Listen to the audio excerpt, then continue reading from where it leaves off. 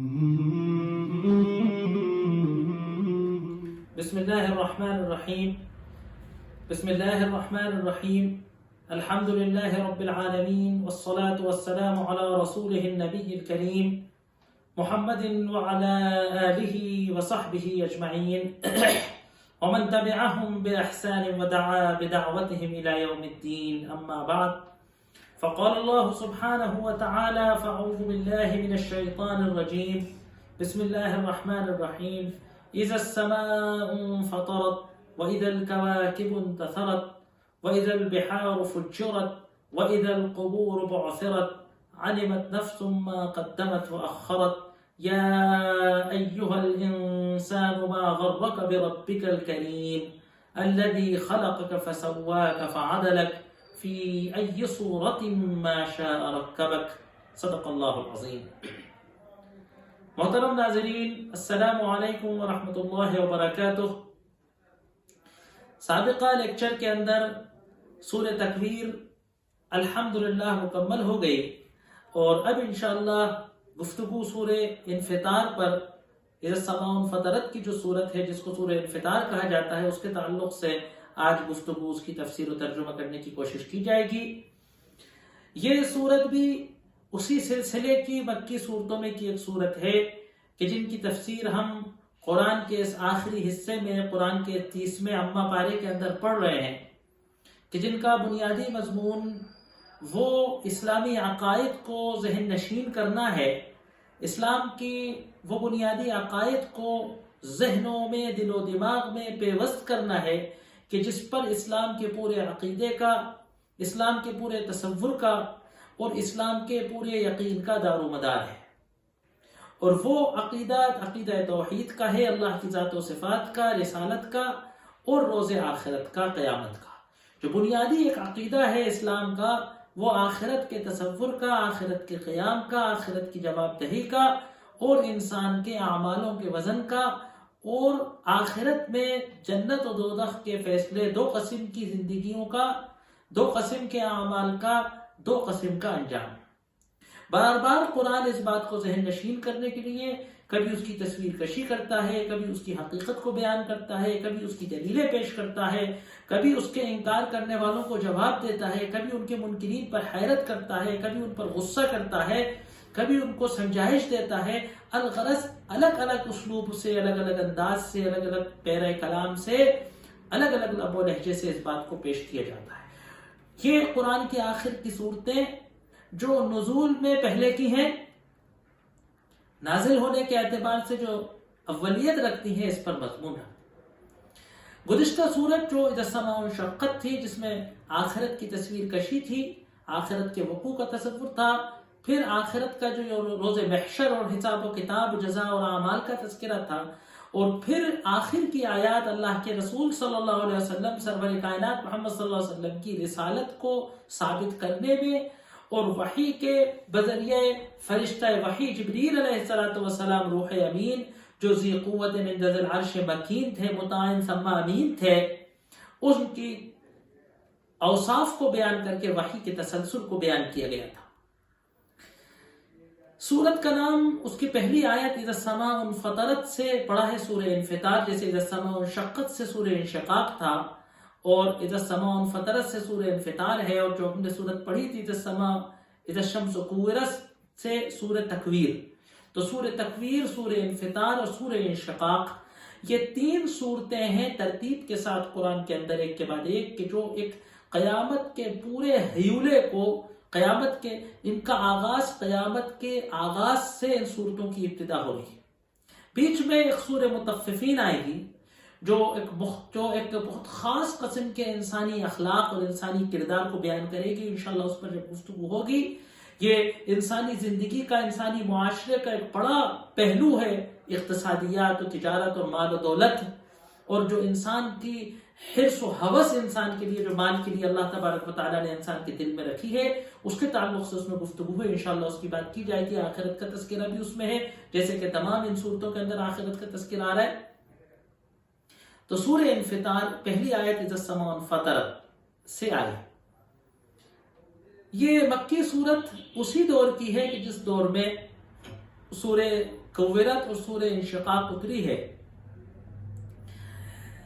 इस सिलसिले में सूरह तकवीर में गुज़िश्ता सूरत के इससे पहले वाले लेक्चर में बात आई थी कि अल्लाह के रसूल सल्लल्लाहु अलैहि वसल्लम ने फरमाया कि मन सर्रहु अन यंजुरा इलल क़यामत नज़र आइन, कि जिसको ये पसंद आता हो कि वो क़यामत को आंखों देखी देख ले, तो वो सूरह तकवीर, सूरह इन्फितार और सूरह इंशिकाक को पढ़ ले। इन सूरतों को अगर किसी ने वाकई इबरत की निगाह से पढ़ लिया, तफक्कुर और तदब्बुर की निगाह से पढ़ लिया, अगर इन सूरतों को समझकर पढ़ लिया और इनकी जो आयात है उन पर तदब्बुर कर लिया और जो तस्वीर कशी की गई थी उसको ज़हन के अंदर अगर उसका तख़य्युल कर लिया, तो नज़र आइन है ना, जिसको कहते हैं चश्मे सर से, इन हकीकी आंखों से गोया वो जो है क़यामत का नज़ारा करने की कैफियत, जो क़यामत का आंखों से देखकर वीडियो नज़ारा करके जो कैफियत बन सकती थी, वो कुरान की फसाहत और बलागत ऐसी है कि अगर इन आयात को फहम के साथ कोई पढ़ लेगा, तदब्बुर के साथ कोई पढ़ लेगा, तो क़यामत की तस्वीर उसके सामने होगी। सूरह इंशिकाक के अंदर, सूरह तकवीर के अंदर गुज़िश्ता सूरत में तफसील से बात गुजरी थी। इस सूरत के अंदर भी वही बात की जा रही है। आगाज में सूरत के जो है तकरीबन 4 आयात क़यामत की तस्वीर कशी को बयान कर रही है। उसके बाद इंसान की तख्लीक की तरफ इशारा किया गया है और ये बात साबित की गई है कि इंसान को ये सोचना चाहिए कि जिस कादिर मुतलक ने, जिस खल्लाक़ अलीम ने, जिस अजीम सन्ना ने इंसान को ऐसी बेहतरीन सिफात और तवाज़ुन के साथ पैदा किया, इंसान को ऐसा बैलेंस पैदा किया, ऐसा तमाम जानदारों पे इम्तियाज रखने वाले इस इंसान को अल्लाह तबारक व तआला ने क्या आबस पैदा फरमाया है? क्या उसकी जिंदगी बगैर किसी निगरानी और रकाबत के है, या ये कि वो जवाबदेह है और उसके हर हरकत और सकनात को ऑब्जर्व किया जा रहा है, रिकॉर्ड में रखा जा रहा है। नामे आमाल के तैयार करने वाले फरिश्ते जो इंसान के अच्छे और बुरे तमाम अमाल को रिकॉर्ड करते हैं, लिखा करते हैं, उसका तस्किरा आ रहा है। फिर आखिरत की क़यामत का तस्किरा और मुनकिरीन आखिरत की तरफ इशारा किया जा रहा है कि मुनकिरीन आखिरत अपना किस कदर नुकसान कर रहे हैं। फिर आखिर सूरत के अंदर वही तकाबुली अंदाज है, इन्नल अबरार लफी नाईमिन व इन्नल फुज्जार लफी जहीम यस्लौनहा यौमद्दीन व मा हुम अन्हा बिगाइबीन, के 2 अंजाम हैं, अबरार हैं, नेकोकार हैं, और उनका अंजाम उनके अमल के, उनके किरदार के एतबार से है। एक फुज्जार बद किरदार हैं, बेअमले हैं, उनका अंजाम और उनका हशर उनके अमाल के एतबार से है। और फिर क़यामत के दिन अल्लाह तबारक व तआला की उस अजीम गिरफ्त का तस्करा है कि चाह कर भी, तदबीर करके भी कोई अल्लाह की गिरफ्त से, उस क़यामत के दिन से, उसकी हुजूरी से, उसकी हाजिरी से, उसके फैसले से, उसके अंजाम से अपने आप को बचा नहीं सकता। फरार होने की कोई जगह नहीं। एक ऐसा नतीजा है कि जिसका मुकाबला, जिसका सामना कर रहना है, हर एक को करना।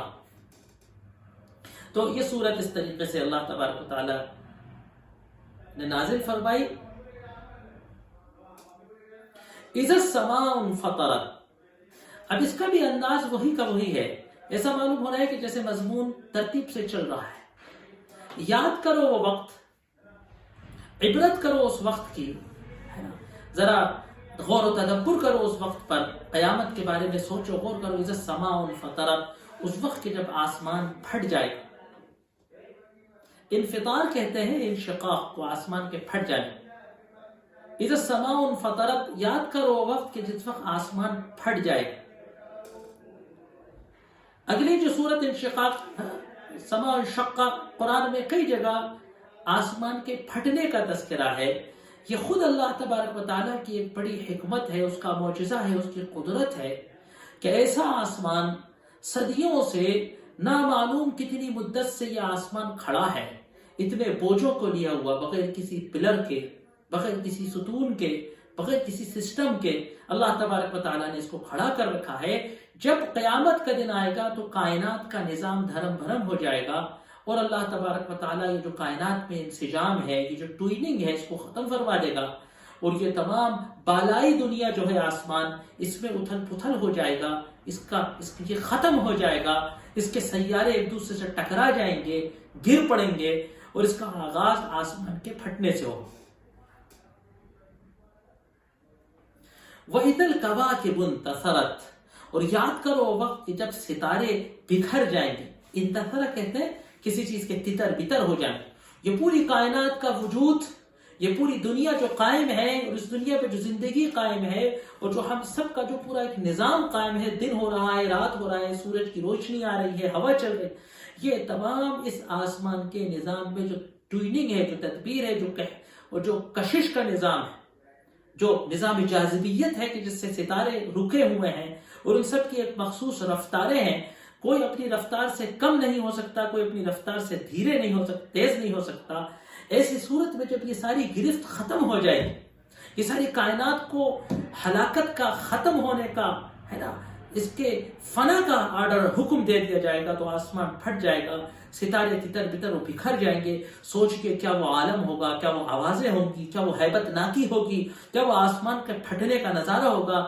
ہم نیوز میں، خبروں میں سنتے اور پڑھتے ہیں کبھی کہ کہیں بادل پھٹ گیا، کہیں یہ ہو گیا، چٹان کھسک گئی، تو کیا عالم۔ اس وقت جب ساری کائنات ہل جائے گی، آسمان پھٹ جائے گا، زمین کے زلزلہ آئے گا، تو کیا عالم ہو۔ وَإِذَا الْبِحَارُ فُجِّرَتْ، اب تیسری آیت کہہ رہی ہے کہ یاد کرو وہ وقت کہ جس وقت سمندر فجرہ کہتے ہیں کہ سمندروں کے درمیان جو پردے حائل ہیں، کہ ایک سمندر ہے، اس کا پانی دوسرے سمندر میں نہیں مل رہا، تو سمندروں کے آس پاس جو رکاوٹ ہے، جو پانی کو روکے ہوئے ہے، زمین کے اندر نہیں جا رہا، تو یہ سمندروں کے درمیان کے پارٹیشن پھٹ جائیں گے، ہٹ جائیں گے، اور سمندر کا پانی زمین کے اندر چلا جائے گا، سمندر بڑے بڑے خالی گڑھے بن جائیں گے۔ سورہ تکویر میں ہم نے پڑھا تھا کہ وَإِذَا الْبِحَارُ سُجِّرَتْ، کہ سمندروں میں آگ سلگ جائے گی، کہ سمندروں کا پانی ختم ہو جائے گا اور اس میں آگ لگ جائے گی، ہے نا، تو یہ سمندر کا نظام ختم ہو جائے گا۔ جب زمین میں زلزلہ آئے گا، اذا زلزلت، تو وہ زلزلہ آئے گا، کیا وہ تھل پتل ہوگی۔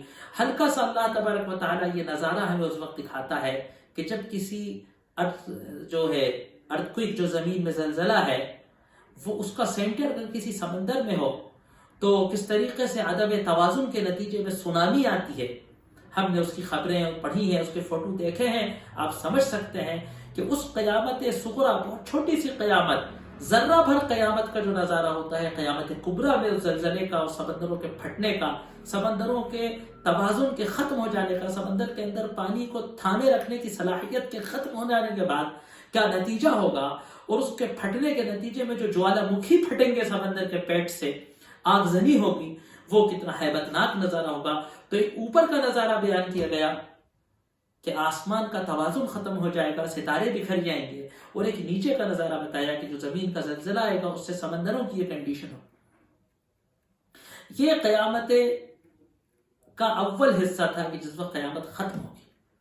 اب ایک دوسرا قیامت کا حصہ ہے کہ جس کے بعد یوم آخرت برپا ہوگا، مردوں کا زمانے صدیوں سے زمین کے پیٹ میں سوتے ہوئے مردوں کا اپنی قبروں سے نکلنا۔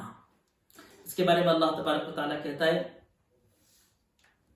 وَإِذَا الْقُبُورُ بُعْثِرَتْ، اور یاد کرو وقت کہ جس وقت قبریں، بعثرہ کہتے ہیں کسی کو دوبارہ اٹھاتا، قبریں ابھر جائیں گی دوبارہ، قبروں سے چیزوں کو باہر نکال جائیں، بعثرہ کہتے ہیں کسی چیز کو یوں اچھل جائے۔ تو اذا القبور بعثرت، تو یاد کرو اس وقت جب قبریں دوبارہ اجاگر کر دی جائیں گی، یعنی قبریں پھٹیں گی، اس سے مٹی ہٹے گی اور مردے اس میں سے نکل جائیں گے۔ اللہ تبارک و تعالی زمین کے اجزاء میں بکھرے ہوئے انسان کے جسم کے پراگندہ اجزاء کو، ذرات کو، جو مٹی مل گئے، جو کیلشیم بن گئے، جو آئرن بن گئے، ان سب کو اللہ تبارک و تعالیٰ کی یہ قدرت ہے کہ اللہ ان سب کو بکھیر دے گا، ان سب بکھرے ہوئے ذرات کو یکجا کر کے انسان کے جسم کو دوبارہ بنا دے گا، اور پھر اس کے اندر روح کو ڈال کر قبر سے نکال کر میدان حشر کی طرف کھڑا کرے گا۔ یا اللہ تبارک و تعالیٰ انسان کے جسم کو دوبارہ بنا دے گا، اسی جسم کو دوبارہ بنا دے گا جو دنیا میں تھا، اور پھر اس میں روح ڈال کر میدان حشر میں لے آیا جائے گا۔ اللہ تبارک و تعالیٰ اس پر قادر ہے۔ وَإِذَا الْقُبُورُ بُعْثِرَتْ، تو یاد کرو اس وقت جب قبروں میں سے لوگوں کو باہر نکال دیا جائے گا۔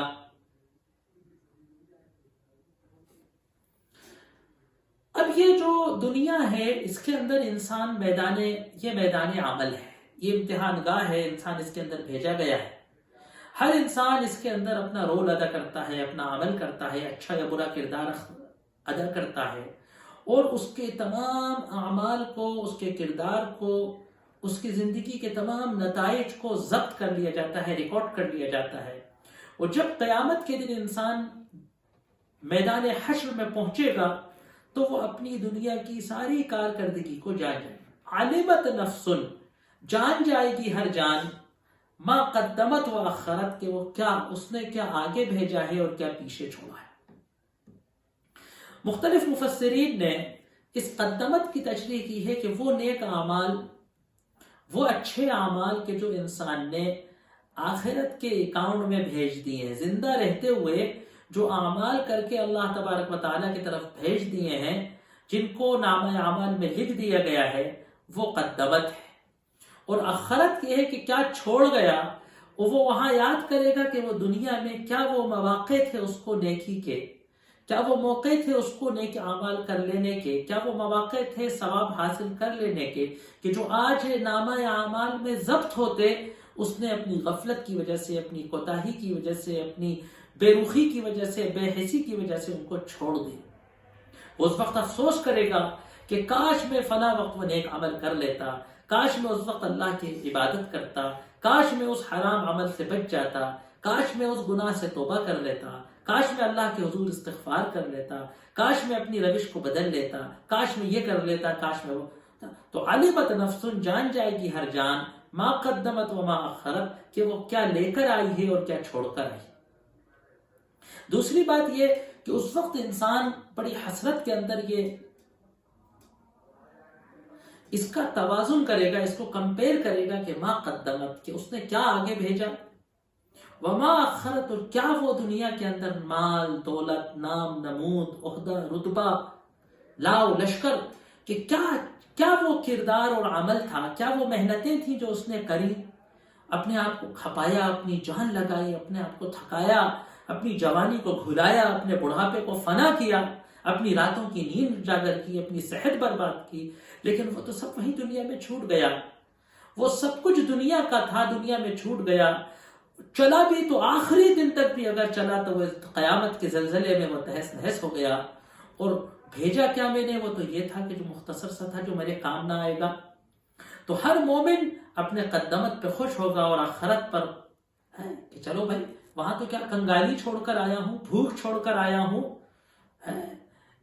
بدنصیبی چھوڑ کر آیا ہوں، بیماریاں چھوڑ کر آیا ہوں، تکلیفیں چھوڑ کر آیا ہوں، اذیتیں چھوڑ کر آیا ہوں، گرمی کی دھوپ میں پسینہ چھوڑ کر آیا ہوں، مزدوری میں چٹانیں چھوڑ کر آیا ہوں، وہ زندان اور اللہ کے لیے جو قید خانوں میں بند کیا گیا تھا ان قید خانوں کی اذیتیں چھوڑ کر آیا ہوں، وہ مار پیٹ چھوڑ کر آیا ہوں، وہ پھانسی کے پھندے چھوڑ کر آیا ہوں، وہ قدمت لے کر کے آیا ہوں، لے کر یہ شہادت کا اعزاز لایا ہوں، یہ اللہ کے دین کی دعوت و تبلیغ کے اندر بھیجے ہوئے قدموں میں چلے ہوئے یہ اللہ کی خاک کی دھول کی نیکیاں لے کر آیا ہوں، یہ انفاق کے چند روپیوں کے پہاڑ لے کر آیا ہوں، یہ نیکیاں۔ تو مومن خوش ہوگا اپنے ان اعمال پر کہ جو اس نے بھیجے ہیں، اور خوش ہوگا اس پر کہ جو کچھ چھوڑ کر آیا ہے۔ کیا چھوڑا ہی کیا تھا؟ چند وہ ایک کٹھلیا تھی، ایک گودڑی تھی، ہے نا، چند کھوٹے سکے تھے، کیا غم ان کو چھوڑنے کا۔ وہ کافر افسوس کرے گا کہ لے کر کے آیا ہوں، یہ گناہوں کا پڈارا لے کر آیا ہوں، یہ ظلم و زیادتی کے خزانے لے کر آیا ہوں، یہ لوگوں کو اذیت دینے کے نامہ اعمال میں قتل و غارت لے کر آیا ہوں، چوریاں اور رشوت کے حساب لایا ہوں، بےایمانیاں اور سود کے رجسٹر لایا ہوں۔ اور چھوڑا کیا ہے؟ وہ محل وہاں چھوڑی آیا، وہ باغ وہاں چھوڑی آیا، وہ کھیت وہاں چھوڑی آیا، وہ عہدے وہاں چھوڑی آیا، وہ لگژری کاریں تو وہیں چھوٹ گئی سب۔ تو کیا پیاری بات کہی، ایک مختصر سا جملہ ہے لیکن ہمیں لمحہ فکریہ دیتا ہے۔ تشریح سے زیادہ، تفسیر سے زیادہ مقام ہے کہ ہم اس پر غور کریں۔ علمت نفس، جان جائے گی ہر جان کہ ما قدمت، کے کیا لے کر آئی ہے، وما اخرت، کیا چھوڑ کر آئی ہے۔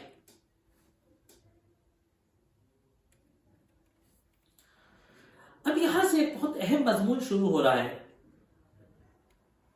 یہ قرآن میں اور بھی کہیں ذکر ہوا ہے، بڑی گہری بات ہے کہ یا ایھا الانسان، اے انسان.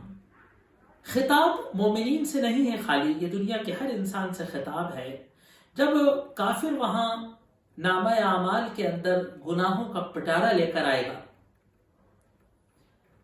کوتاہی کرنے والوں سے اللہ کہے گا کہ یا ایھا الانسان، اے انسان، ما غرک بربک الکریم، تجھے اپنے کریم رب سے کیا دھوکا ہو گیا. غر یغر غرتن عربی میں کہتے ہیں دھوکا کھا جانا.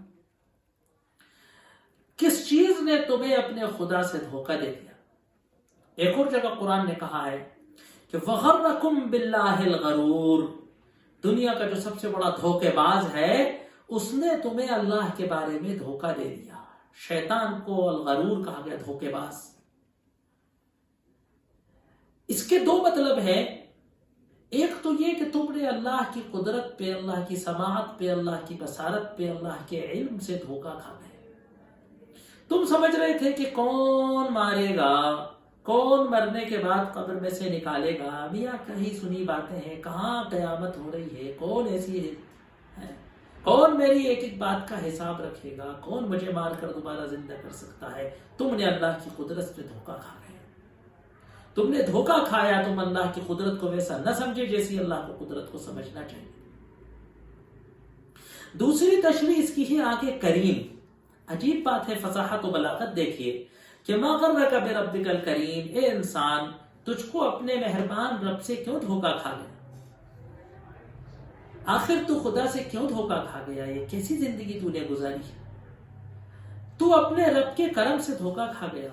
تو سمجھتا تھا کہ رب مجھے سانس دیتا ہے، تو سمجھتا تھا رب مجھے اقتدار کرنے دیتا ہے، تو سمجھتا تھا رب مجھے چودراہٹ کرنے دیتا ہے، تو سمجھتا تھا رب مجھے کھلاتا ہے، پلاتا ہے، میں ظلم کرتا ہوں اور وہ مجھ پر نعمتیں لاتا ہے، میں اس کے محبوب بندوں کو قتل و غارت کرتا ہوں، وہ مجھے اقتدار اور لشکریں دیتا ہے. تو دھوکا کھا گیا. تو دھوکا کھا گیا. تو اس کے کرم کو دیکھ کر دھوکا کھا گیا. تو یہ بھول گیا کہ وہ شدید العقاب بھی ہے. تو اس کو غفور الرحیم سمجھتا رہا اور وہ پکڑ کر لینے والا ہے. تو اس کو معاف کر دینے والا سمجھتا رہا اور وہ مواخذہ بھی کرتا ہے نا. تو یہ بھول گیا کہ وہ سرکشی کو معاف نہیں کرتا. تو یہ بھول گیا کہ وہ بغاوت کو معاف نہیں کرتا. تو یہ بھول گیا کہ وہ کفر کو معاف نہیں کرتا. تو یہ بھول گیا کہ وہ شرک کو اور غداری کو معاف نہیں کرتا. تو یہ بھول گیا کہ وہ اپنے نیک بندوں کے ستانے کو نہیں معاف کرتا. تو دنیا میں اس کے کرم سے، دنیا میں اس کے رحم سے، دنیا میں اس کے شفقت کے برتاؤ سے، دنیا میں دی جانے والی انعام اور اکرام سے تو یہ دھوکا کھا گیا کہ میں اللہ کو تو ڈبا دے دوں گا. تو ما غرک بربک الکریم، تجھے کیوں دھوکا ہو گیا تیرے اس رب کریم سے؟ تو اس کریم رب کا وفادار کیوں نہ ہوا؟ نعمتوں کا تقاضا تو تھا کہ تو وفادار ہو. تو اتنا نادان نکلا کہ نعمتیں دینے والے سے تو بغاوت کر بیٹھا، نعمتیں دینے والے سے تو سرکشی کر بیٹھا، نعمتیں دینے والے سے تو منہ موڑ بیٹھا. ما غرک بربک الکریم، کس چیز نے تجھے رب کریم سے دھوکا دے دیا؟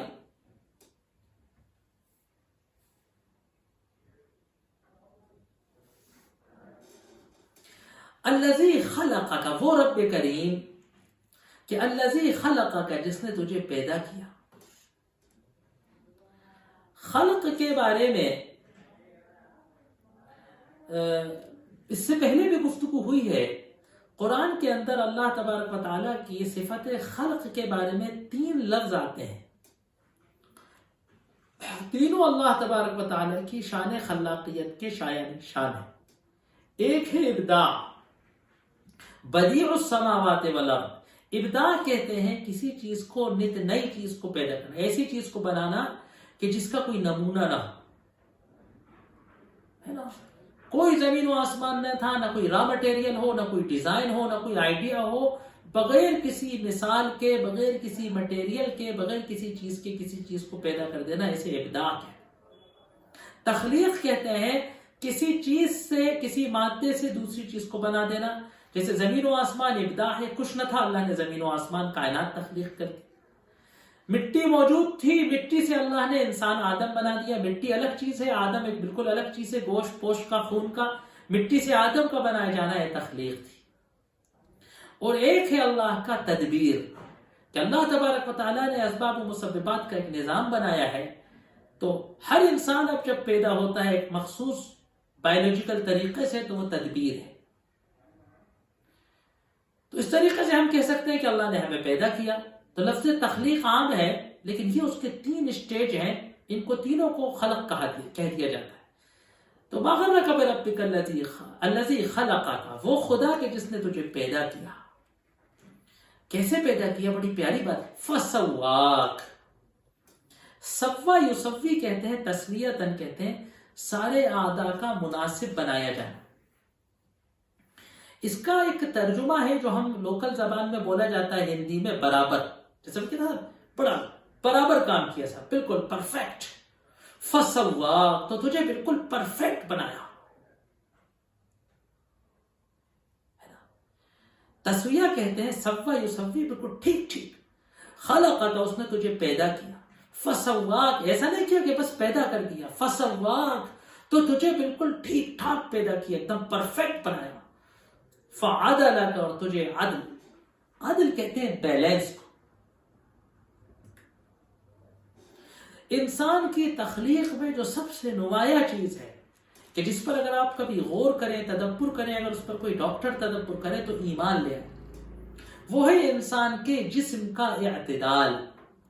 ہے نا؟ نہ تو اتنا لمبا بنایا کہ اس کی لمبائی سے گھبراہٹ ہونے لگے، نہ اتنا ٹھگنا بنایا کہ اس کو دیکھ کر تعجب ہونے لگے.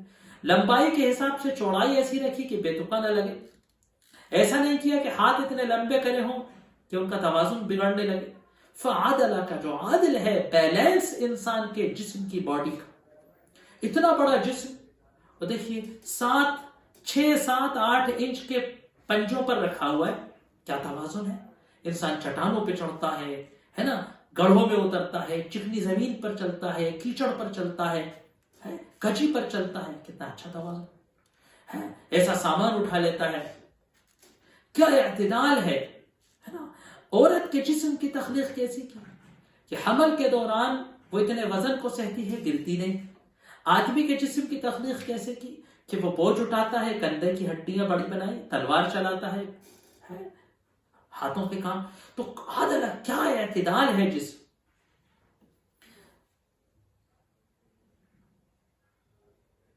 فی ای صورت ما شاء رکبک، فی جیسی صورت میں چاہا اس نے تمہیں، رکبک تمہیں ڈیزائن کیا. ترکیب کہتے ہیں تمہاری ترکیب کی. اب اس کے 2 مطلب ہیں. ایک تو مطلب یہ کہ اللہ نے جیسا چاہا تمہیں ترکیب کیا. تم چاہو کہ تمہاری ناک کھڑی ہو تو نہیں ہو سکتی. تم چاہو کہ میں گورا ہوں، کالا نہ ہوں. تم چاہو کہ میں 6.5 فٹ کا ہوں. تم چاہو کہ جیسی چاہی تمہاری صورت بنائی. عجیب بات ہے، کسی فیکٹری سے نکلا سامان، ایک ماڈل کا سامان کسی فیکٹری کا، سب ایک جیسے، سارے لیپ ٹاپ ایک جیسے، سارے موبائل ایک جیسے، ساری کاریں ایک جیسے.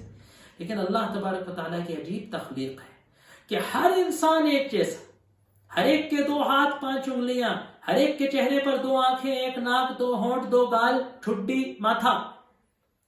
لیکن ہر انسان کا نقش و نگار الگ ہے. جڑواں بچے، ٹوئنس، جن کو ہم شکل ٹوئنس کہتے ہیں، ان کی ماں ان دونوں کے فرق کو پہچانتی ہے، کبھی دھوکہ نہیں کھاتی. جن کو ہم شکل کہتے ہیں وہ بھی ہم شکل نہیں ہوتے، ان کے اندر کوئی تبدیلی ہوتی. جس صورت میں چاہا تمہیں بنایا. کروڑوں، کھربوں، اربوں، ان گنت انسان اللہ تبارک و تعالیٰ نے آدم سے علیہ السلام سے لے کے آج تک بنائے. سب کی صورت ایک ہی جیسی ہے، لیکن شکل الگ ہے، فیچرز الگ ہیں. فوٹو دیکھیے تو کوئی نہ کوئی فرق نہیں ہے. یہ ایسا معجزہ ہے کہ انسان کی ایمان لانے کے لیے کافی تھا، ہے نا. ایک نطفہ، لیکن اللہ نے الگ بنایا. بندر کا بچہ الگ پیدا ہوتا ہے، انسان الگ پیدا ہوتا ہے. کیا اللہ تبارک و تعالیٰ نے، آج تو سائنس نے اس کے کیا کرشمے ایجاد کیے. ڈی این اے ہوتا ہے، کیسے وہ تبدیل ہوتا ہے. کیا قدرت ہے اللہ. جس صورت میں چاہا اس نے تم کو بنا دیا. یہ اللہ کے انعام ہے. وہ چاہتا تو تمہیں بندر کی صورت کا بنا دیتا، وہ چاہتا تو تمہیں کیسا بنا دیتا.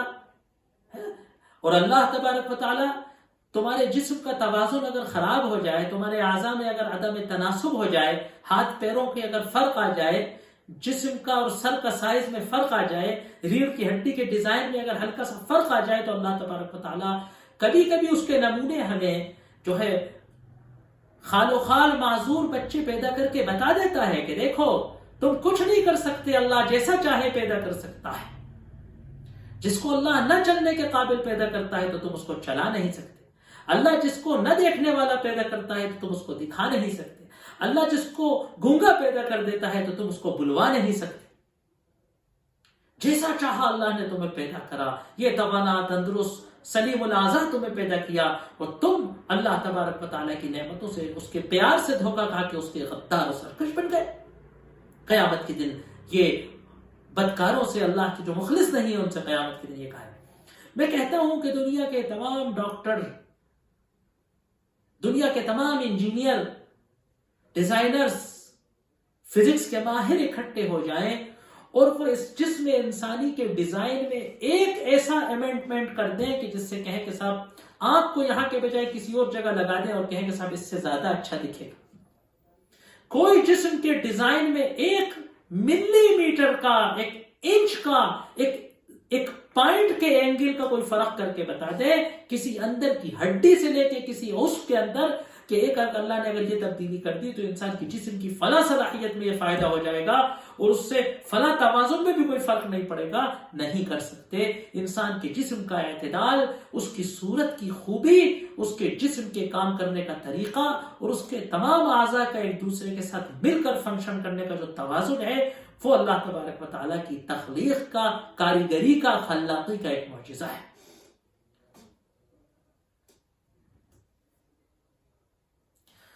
اب اس کے بعد قیامت کا تذکرہ ہے، وہ انشاءاللہ آگے آئے گا. وآخر دعوانا ان الحمدللہ.